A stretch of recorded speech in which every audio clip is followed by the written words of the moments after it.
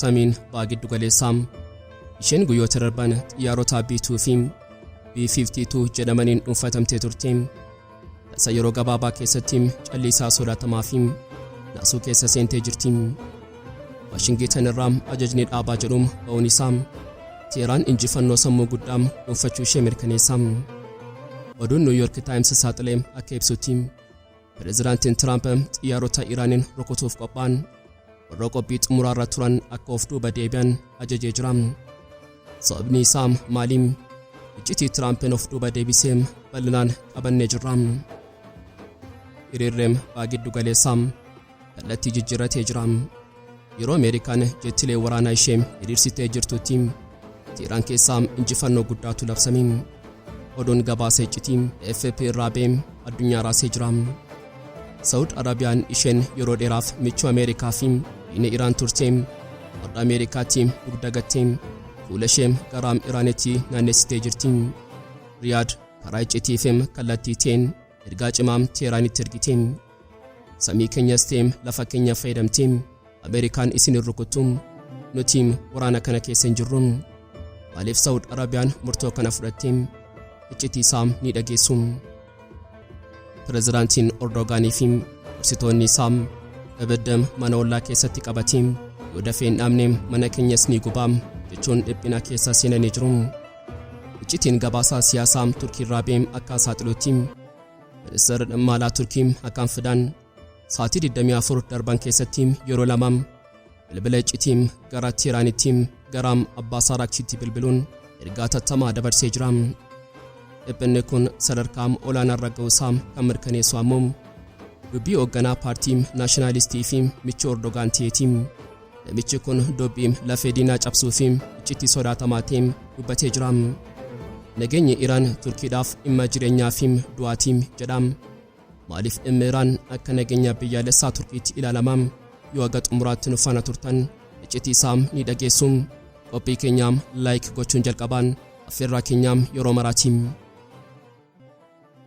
Yooyaam ashamaar kafuuniin kabajamtoota dhaggeeffattoota Oromiyaa Cheenii for News kanneen chaanala YouTube keenya faaraa taatan subscribe gochuun maatii keenya taam. Qophiin keenya namoota hedduu bira akka ga'uuf like share gochuun waliif qooduun dagatinaam. Hanga xumuraam qophii keenyaatti turtii gaarii.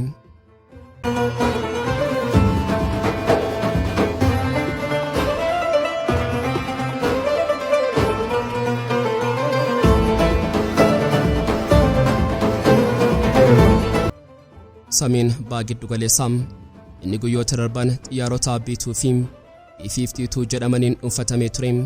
Tasaa yeroo gabaabaa keessatti callisaa sodaatamaa fi naasuu keessa seenee jira. Waashingtan irraa ajajni dhaabaa jedhuun ba'uun isaa Teeraan injifannoo sammuu guddaa gonfachuu ishee mirkaneessa. Oduun New York Times saaxilee akka ibsutti Pirezidaantiin Tiraamp xiyyaarota Iraaniin rukutuuf qophaa'an warra qophii xumuraarra turan akka of duuba deebi'an ajajee jira. Sababiin isaa Tiraamp mootummaan Iraan mormitoota ajjeesuu dhaabee jira. Kanaafuu ani waraana hin barbaadu jechuun sababa dhiyeessa. Inumaayyuu maddi amansiisaan Iraan irraa dhufee naaf mirkaneessee jira jedha Tiraamp. Garuu iccitiin dhugaa kan ogeeyyiin saaxilaa jiran faallaa kana odeessa. Tiraamp mormitootaaf jedhee osoo hin taane sodaa fi muddama keessaa waan galeefidha. Iccitiin saaxilamee akka mul'isutti Ameerikaan buufata ishee guddaa Al-Hudeed Qatar keessaa loltoota barbaachisoo hin taane baasuun eegaltee jirti. Kun baqannaa suutaati. Ingiliziinis loltoota ishee buufata sanarraa baasaa jirti. Maaliif baqatuun sababiin isaa gorsaan olaanaa Iraan Ali Shamkaaniin akeekkachiisaa xumuraa kennee jira. Misaalonni keenya buufata Al-Hudeed irratti xiyyeeffatanii jiru. Yoo xiyyaarri Ameerikaa tokko Iraan irratti dhukaase Qatar daarataati. Tiraamp kana dhagee jira. Inni basaasota isaarraa saffisaa oomisha misaayilaa Iraan dhagee jira. Kanaafuu sababa ajjechaan dhaabbateera jedhu haguugii godhachuun waraana Sodaate sanarraa duubatti deebi'uuf dirqamee jira. Gabaasni basaasaa Ameerikaa Pentagon akka saaxiluutti hooggantoonni waraanaa Tiraampiin akeekkachiisanii jiru. Yoo Iraan hin rukunne deebiin isaa buufata keenya kan Qatar, Iraaqii fi Siiriyaa keessa jiru balleessuu danda'a. Kanaafuu tarkaanfiin Tiraamp kun tooftaa yoo fakkaateyyuu dhugaan jiru dhufaatii tarsiimoodha. Tiraamp maddi iccitii Iraan keessaa naaf hime jedhus tarii kunis taphaa Teheraan xaxxe ta'uu danda'a. Iraan karaa tokkoon humna ishee agarsiisaa, karaa biraatiin karaa ba'iinsaa yookaan exit istiraatiijii Tiraampiif kennitee jirti. Wanti har'a ta'e kun Iraaniif injifannoo dachaa lamadha. Tokkoffaan Ameerikaan waraana banuurraa duubatti deebite. Lammaffaan ammoo biyyoonni Arabaa kan akka Qatarii fi Sawudiin Ameerikaan isaan eeguu akka hin dandeenyee fi Iraaniin sodaachuu akka qaban hubatanii jiru. Oduun buqqeensaa loltoota Ameerikaa fi Ingilizii mooraa warraaqsa Islaamaa yookaan Axis of Resistance keessatti gammachuun simatamee jira. Ecoonni Yamanii fi Hizbullaan har'a seeqaan Tiraampiin ilaalaa jiru. Garuu of eeggannoon barbaachisaadha jedhamee jira. Ameerikaan taargeetii jijjiirrachuu dandeessi. Tiraamp yoo Iraan deebitee ajjechaa eegaltee nutis ni deebinaa jedhee jira. Kana jechuun xiyyaaronni sun duubatti deebi'anis ammayyuu naannoo sana jiru. Tarsiimoon Iraan garuu ifadha. Isin sodaattanii duubatti deebitan malee itti waan ajjechaa dhaabne miti. Har'a Iraan keessatti mormiin yoo qabbanaayyu humni waraanaa Iraan qophii olaanaa irra jira. Iraan Ameerikaa hin amantu. Iccitiin har'a saaxilamee Iraan humnaan Ameerikaan immoo sababaan waraana kanaan qabbaneessanii eenyuutu injifate. Washington keessatti waajjira pirezidaantiitti mariin iccitii halkan guutuu geggeeffame seenaa waraanaa kanaa jijjiiree jira. Tiraamp ajjechaan dhaabbateera jedhee waraana irraa duubatti deebi'uuf sababa yoo dhiyeesseyyuu iccitiin dhugaanii fi sababni guddaan garuu adannoo osoo hin taane herregaa waraanaa diduudha. Gabaasni Wall Street Journal iccitii dhokataa White House keessaa saaxilee jira. Pirezidaantiin Tiraamp waraanaa akka hin banne gorsan namoota dhiiga barbaadan osoo hin taane namoota sammuu qaraa qaban ittaanaa pirezidaantii J.D. Vance fi ministeera dhimma alaa Marco Rubioodha. Isaan lamaan Tiraampiin humna waraanaa fayyadamnee Iraanitti seenurraa tooftaa ajjeesaa callisaa haa fayyadamnu jechuun amansiisan. Filannoon isaan dhiyeessan boombii dhiisnee waraana saayiberii qoqqobbii dinagdee haguuguu fi duula propagaandaa fayyadamnee mootummicha keessaan haa nyaannu kan jedhudha.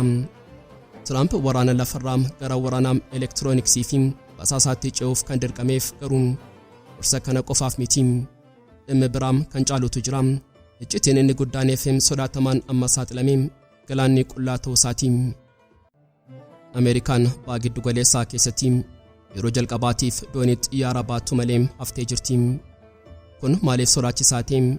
Dooniin kun xiyyaara qofa osoo hin taane sirna ittisaa X jedhamu kan misaayilaa Iraan samii irratti kuffisuu danda'u of harkaa qaba. Yoo dooniin kun hin jiraanne loltoonni Ameerikaa kumaatamaan lakkaaman warri Qatarii fi Iraaq jiran haguuggii malee yookaan gaachana malee hafu.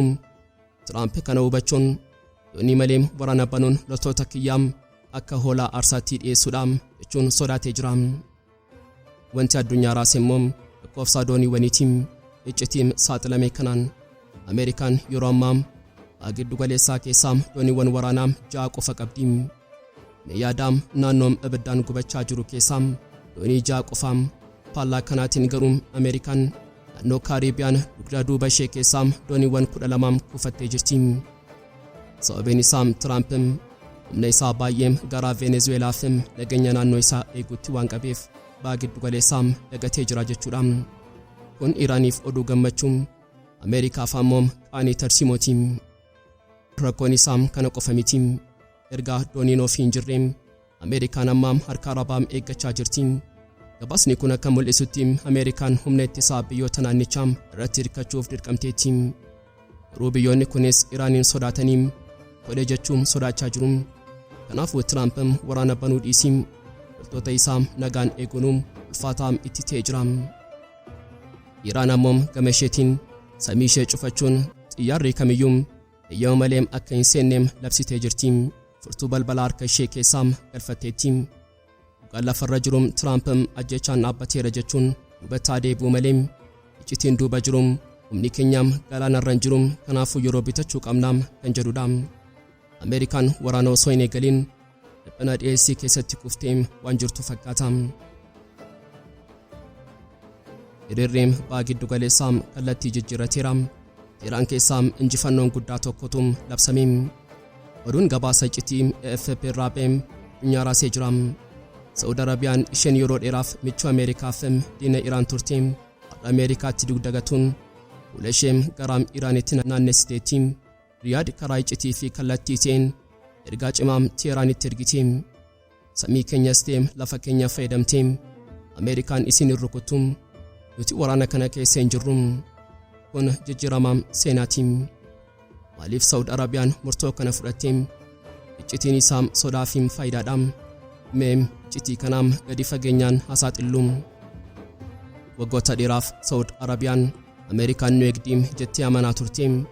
Garuu yeroo Husiiwwan tarkaanfii fudhatanii fi Ameerikaan callistee ilaalte Riyaad barumsa guddaa fudhatte.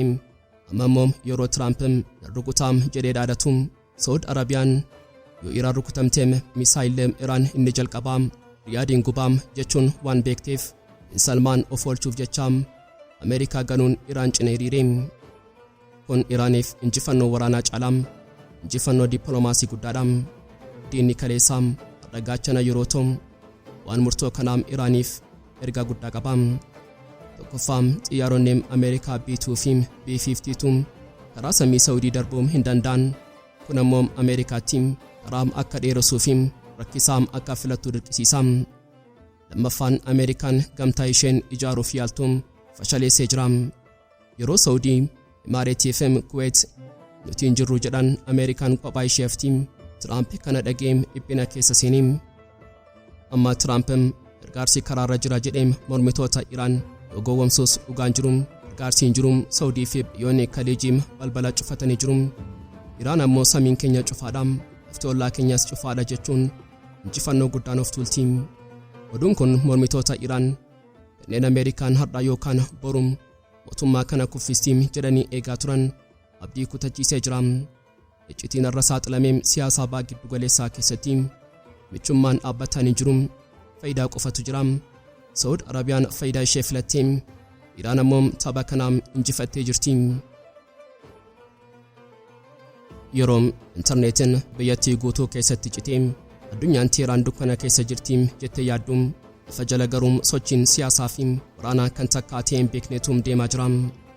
Iccitiin saaxilamee akka mul'isutti ministeerri dhimma alaa Iraan Abbaa Saadaachiin halkan bilbila isaa gurrarraa osoo hin buusin hooggantoota biyyoota naannoo fi addunyaa wajjin waraana dippiloomaasii gaggeessaa bulee jira. Ergaan Turkii, Imaareetii Arabaa, Ingilizii fi Paakistaaniif darbee ifaa fi kan sodaachisudha. Wanti Iraan keessatti ta'aa jiru mormii uummataa miti. Kun shira Ziyoonistootaa fi Ameerikaan qindaa'ee karaa shororkeessitoota biyya keessaa raawwatamaa jirudha. Iraan ragaa qabattee biyyoota kanaan amansiistee jirti. Yoo har'aam ibidda kanaaf qoraan taatan uruu isinis ni gubattu jechuun United Arab Emirates fi Turkii of duuba akka deebi'an qisiistee jirti. Gama biraatiin Teeraan keessatti tarkaanfiin qulqulleessuu eegalamee jira. Mootummaan Iraan namoota mormitoota nagaa jedhaman gugirraa baasuun isaan bitamtoota diinaa ta'uu isaanii ragaadhaan saaxilee jira. Iccitiin gabaasaa poolisii fi asaasaa raabee akka agarsiisutti namoonni to'annoo jala oolan kun barattoota yookaan hojjettoota osoo hin taane kanneen leenjii waraanaa fudhatan meeshaa waraanaa gurguddaa akka boombii fi qawwee kan hidhatanii fi kaayyoon isaanii mootummaa jijjiiruu osoo hin taane biyya barbadeessuu ta'uu isaati.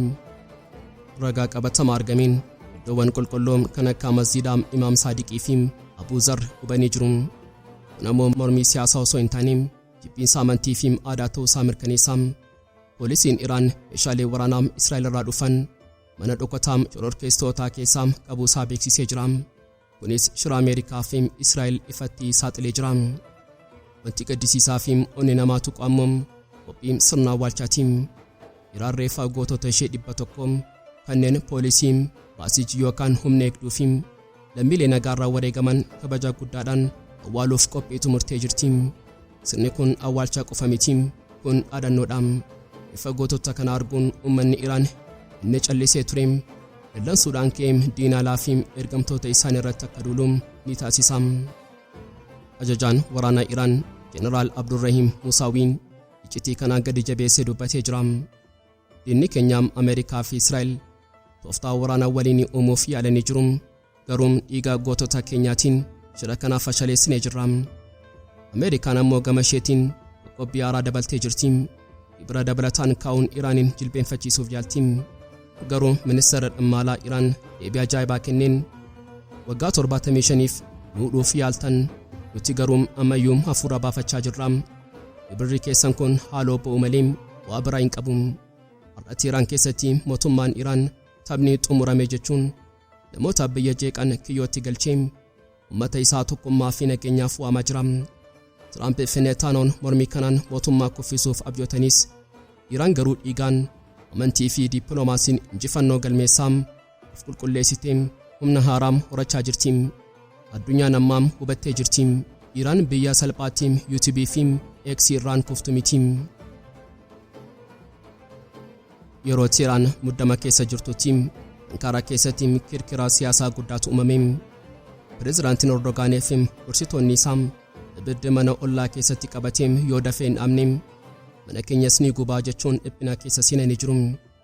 Iccitiin gabaasaa siyaasaa Turkii irraa ba'e akka saaxilutti ministeera dhimma alaa Turkii akkaan fedhan sa'aatii 24 keessatti yeroo lama bilbila iccitii gara Iraan gara abbaa Saadaakchiitti bilbiluun ergaa tattamaa dabarsee jira. Dhiphinni Turkii kun jaalala Iraaniif qabdurraa ofaam kan madde osoo hin taane sodaa nageenyaa biyyaalessaa isheerraa kan maddedha. Turkiin maal sodaatte? Iccitiin isaa ifadha. Turkii fi Iraan daangaa dheeraa qabu. Akkasumas dhimma kurdoota awwaaloon qabu. Yoo mootummaan Iraan kufee jeequmsi uumamu sun kallattiin Turkii raasa. Turkiin kanaan dura waan har'aa Iraan keessatti mudate kanaan dura keessummeessitee jirti. Bara 2013tti mormiin Geezii Paarkii jedhamuun mootummaa Erdogaan kuffisuuf shiroonni wal fakkaataan xaxamanii turan. Kanaafuu Turkiin har'aa Iraan keessatti waan ofii isheetii mudatee ture argiteetti. Dhibbanni kun sadarkaa olaanaa irra ga'uusaa kan mirkaneessu dubbiin daawwat Bahjeeliin hoogganaa paartii naashinaalistii fi michuu Erdogaan ta'eeti.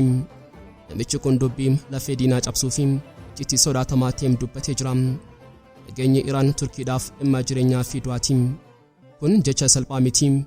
Yoo Iraan kuftee yookaan waraanaan cabdee Turkiin marsaa taanu taati jechuudha. Kanaafuu Turkiin of eeggannoo cimaa gochaa jirti.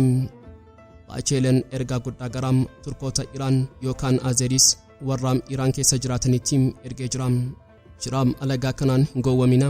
Biyya keessan hin bittimsina. Kun kiyyoo diinaati.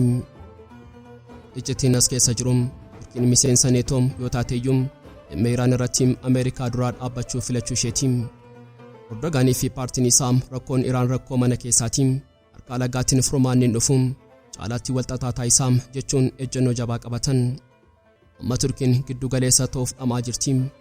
Garuu dhugaa lafarra jiru Ankaraan gaachanaa Iraan ta'uuf dirqamteetti. Sababiin isaa Iraan yoo kuftee dambaliin baqattootaa shororkeessummaa fi jeequmsaa inni jalqabaa Turkii liqimsuuf waan deemuuf. Kanaafuu Turkiin dippiloomaasii qofa osoo hin taane lubbuu ofii oolchuu keessa seenteetti.